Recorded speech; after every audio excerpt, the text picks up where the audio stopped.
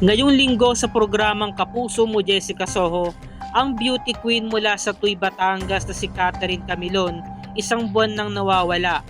Ang person of interest, pulis na di umano'y nobyo daw ng dalaga. Ayon sa istorya, isang hapon dumating siya galing eskwelahan. Habang nasa kwarto siya, sabi niya, "Ina, bukas sa Batangas lang ako ha." Ibig sabihin nun hindi siya papasok ng eskwelahan. Tumawag siya, hinihintay lang daw niya yung kasama niya. Yun na pala yung huling pag-uusap namin. Tinatawagan ko siya, hindi na makontak yung anak ko.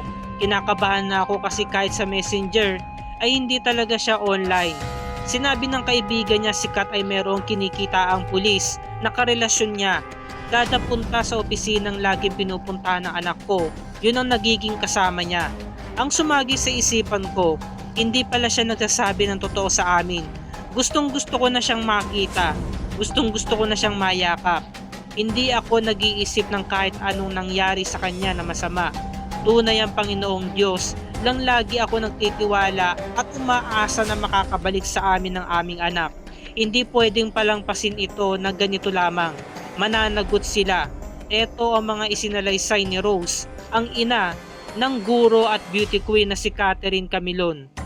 Ang pagpapatuloy ng investigasyon at ang ilang karagdagang impormasyon ay matutunghayan na natin bukas mga kapuso. Kaya wag natin itong palalagpasin ngayong linggo ng gabi. Dito lang yan sa Kapuso Mo, Jessica Soho.